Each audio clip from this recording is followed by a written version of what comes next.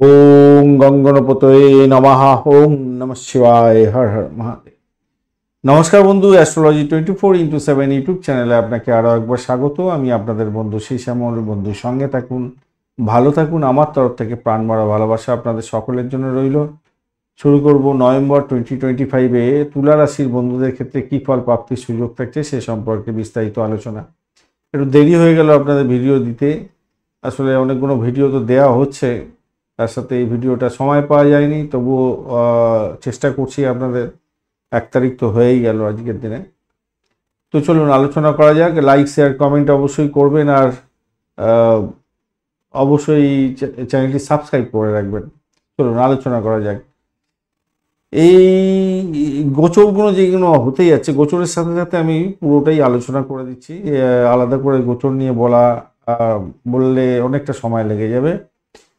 যাই হোক, যেটা দেখা যাচ্ছে, সূর্যদেব এই মাসেতে আপনাদের বেশিরভাগ সময়টাই আপনাদের ক্ষেত্রে ব্যক্তিত্ব দেবে, সৌন্দর্য দেবে, আত্মবিশ্বাস দেবে এবং সামাজিক গ্রহণযোগ্যতা আপনাদের বাড়াবে। মাসের শেষ দিকে আর্থিক বিষয়ে বেশি ফোকাস দেবে। বুধদেব বলছে যে আইনি চুক্তি হওয়ার সাথে সাথে আপনার লাভ ওঠানোর সুযোগ থাকছে। কাগজপত্র এবং যোগাযোগের জায়গাটার ক্ষেত্রে ইতিবাচক ফল পেতে যাচ্ছেন। 20 তারিখ থেকে 25 তারিখের মধ্যে বড় লেনদেন হতে পারে। সিদ্ধান্ত একটু সতর্কতার সঙ্গে যদি নেন ভালো হবে। বৃহস্পতিদেব আপনার উচ্চ অবস্থা দেবে, কর্মক্ষেত্রে অগ্রগতি এবং সুযোগ সুবিধাগুলো বাড়াবে। শুক্রদেব আপনাকে বলছে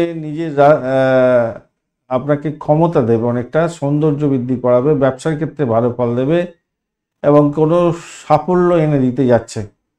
শনিদেব পারিবারিক ক্ষেত্রে বা উত্তরাধিকার সূত্র থেকে কিছু প্রাপ্তিযোগ হলেও উত্তরাধিকারের ক্ষেত্রে বা পারিবারিক ক্ষেত্রে কোনো বড় ধরনের দায়িত্ব পালন করতে হতে পারে আপনাকে এই মাসেতে। রাহু কেতু কিন্তু মানসিক অস্থিরতা নিয়ে আসবে। একাগ্রতা বজায় রাখার জন্য চেষ্টা করতে হবে আপনাকে, মাথায় রেখে চলবেন। দশাভুক্তি যদি দেখেন তাহলে আমি বলবো এই মাসটাতে সৌভাগ্য থাকছে, কর্মে আস্থা থাকবে, আর্থিক ক্ষেত্র এবং সামাজিক ক্ষেত্রে সম্মান থাকছে। সাবধানে লেনদেন করুন, ছোটোখাটো বিষয়ে গুরুত্ব দিন।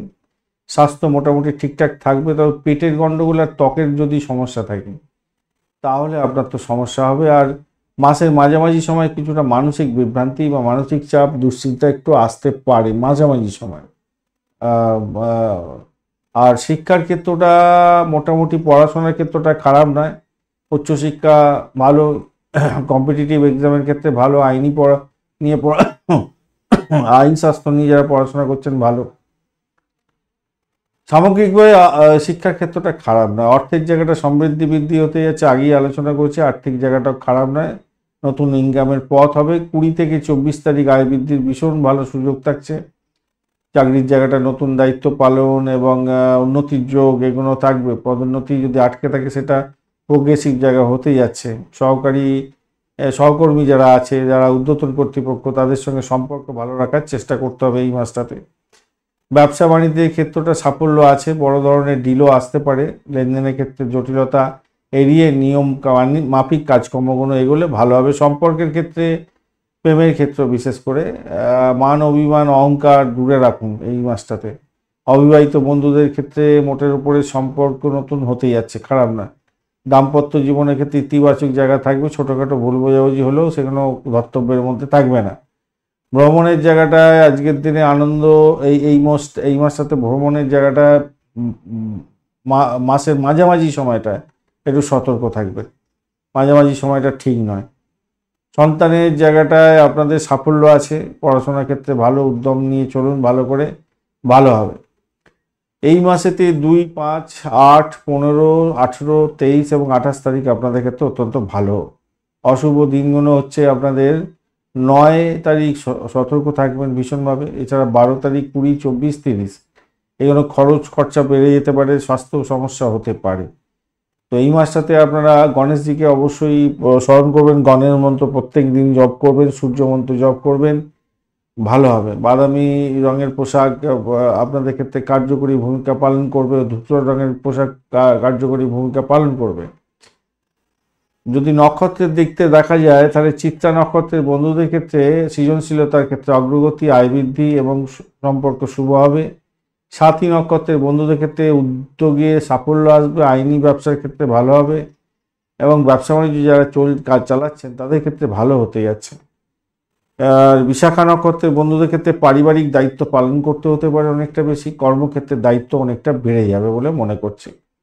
তো সামগ্রিকভাবে যদি দেখা যায় নভেম্বর মাসটাতে আপনাদের অর্থ, কাজ, সম্পর্ক এবং সামাজিক সম্মানের শুভ জায়গা তৈরি হতে যাচ্ছে। নক্ষত্রভেদে মানে এগুলো আলাদা আলাদা হতে যাচ্ছে, কিন্তু সামগ্রিকভাবে এটা দেখা যাচ্ছে ভালো। এক্সট্রা খরচ খরচার দিকে একটু খেয়াল রাখতে হবে, নক্ষত্রভেদে প্রতিকার একটু করতে হয়, কিন্তু তবুও বলবো খরচ খরচা মোটামুটি একটু ধর্তব্যের মধ্যে রাখবেন, তাহলেই আপনাদের ক্ষেত্রে ভালো হবে। লাইক, শেয়ার, কমেন্ট করবেন, অবশ্যই চ্যানেলটি সাবস্ক্রাইব করে রাখবেন, আর রাশিফলের অন্যান্য ভিডিওগুলো দেখার চেষ্টা করবেন। সঙ্গে থাকুন, ভালো থাকুন।